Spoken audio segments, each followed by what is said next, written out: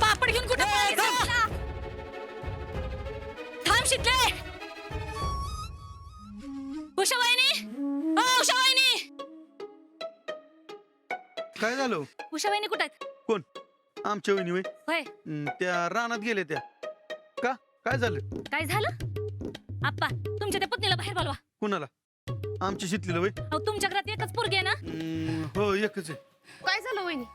सुमन, तुमच्या पोरीनं सगळ्या गावाला नाकीनू केलंय. अहो पण तिने केलं तरी काय? आमच्या दारात वाळू घातलेला पापड चोरल्या आणि वर आम्हाला सगळ्याला गावावर पळवलंय. आईला आजा हिला का माझ्यापेक्षा फास्ट पळते. ही जर भरतीला अशी पळाली तर लगेच सिलेक्ट होईल. काय नाही नाही होत भरती. बोलवा तिला बाहेर. शीतल, ए शीतल.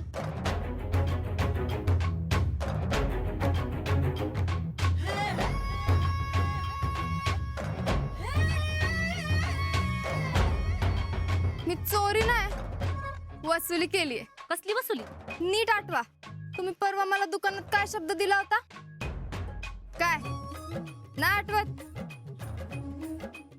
तुम्ही म्हणला होता की जर मी उधारी ना आणून दिली ना तर तुला पाहिजे तशी वसूल कर.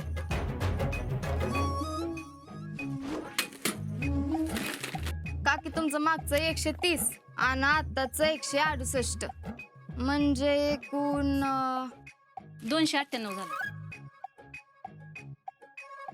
हा हिशोबच करत होते. द्या 298. देते की उद्या. उद्या कधी? उद्या संध्याकाळी. संध्याकाळी नेमकं कधी? काय पोरगी आहे बाई? संध्याकाळी 7 नंतर देते. नाही दिलं तर? मग परवा देईन. हो आता तर म्हणला उद्या देते म्हणून, मग परवा कशाला? अगं देते उद्याच.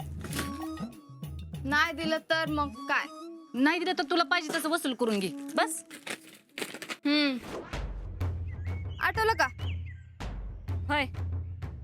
हे शितले, आम्ही काय पाहून चाललेलो का? एवढ्यासाठी पापड कशाला उचलून आणलंस?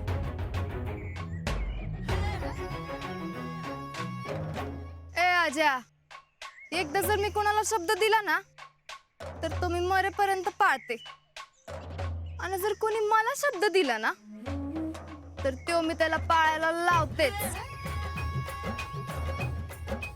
तेव्हा एक काम कर, पैसे दे आणि पापड ने.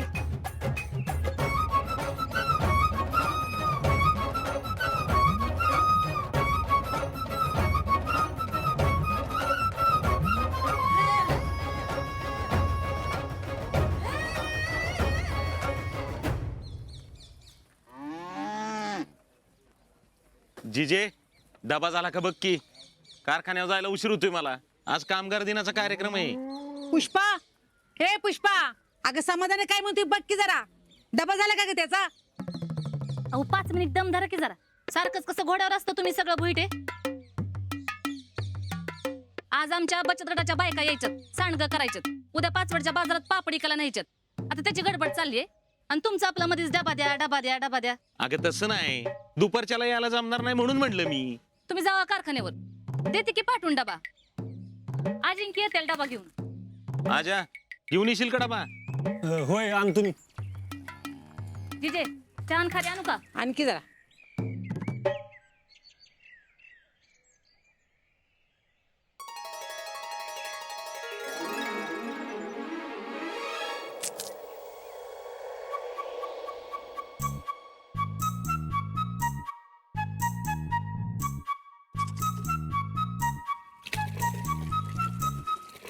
जेडे क्लासला जायला उशीर नाही होत तुला?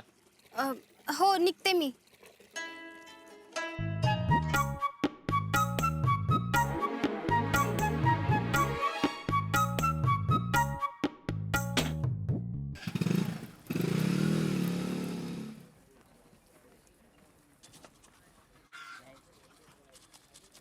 मम्मी निघते का मी? येडे इकडे. सातारा चाललीस ना? हो. एक काम करशील का? काय? सातारा स्टँड वरून एम्प्लॉय न्यूजपेपर आणशील का? आणते की. पैसे देऊ का? नको, आहेत माझ्याकडे. आजा काय चाललंय रे तुमच्या दोघांचं गुलू गुलू? मामी जिजल जरा चार खारी द्या.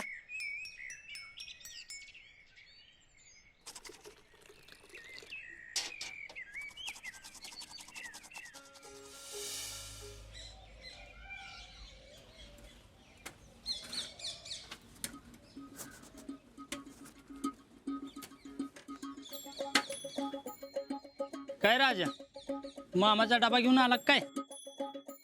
होय. बाकी काय मग काय कुठं जुळते का भरतीचं? काय येत आहे आमच्या इथे सिक्युरिटी मध्ये? हे तू चाललं ना याच्यावर कशाला उच डोकं घालतेस? बस की शांत. हे राहुल्या मी आलो डबा देऊन मामाला. थांब इथंच. ना पण आता शेतीच्या लग्नाचं बघायला काय हरकत नाही बरं का. अहो पण पोरगी अजून शिकतीय, तिनं किमान टिवाय तरी व्हायला नको का?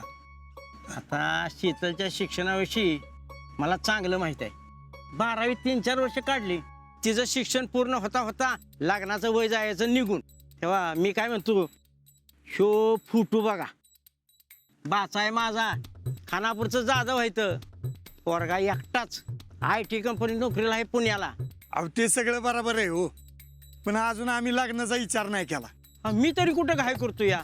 तुम्ही चांगलं घरी जावा, सविस्तर चर्चा करा आणि मग मला सांगा. बर ठीक आहे मग. कळवा बरं का. हा, रामकृष्ण. रामकृष्ण हरी.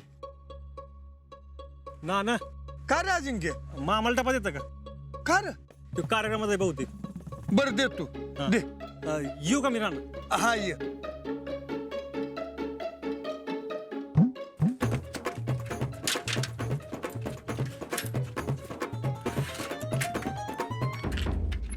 आजा अरे मी ओ पाहुणं ओ थांबा. कुठलं गाव? कवट कार कवट्याचं आहे. हो ते पवाराची शेतलेलं स्थळ घेऊन आलाय. हो. अवघड आहे. अरे काय झालं? माझं ऐकाल ना तर तुमच्या भाच्याला ती पवाराची पोरगी करू नका. का? तुम्हाला वाटत असेल वान तसंच बियाणं असेल, तसलं काय नाही. तुम्ही नानावर जाऊ नका. पोरगी कम्प्लीट अपोजिट आहे त्यांच्या.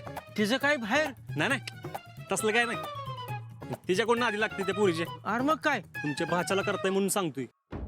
तुम्ही तिला घरात सून म्हणून आणली ना, तुमच्या बहिणीला घाणाला झुपल ती.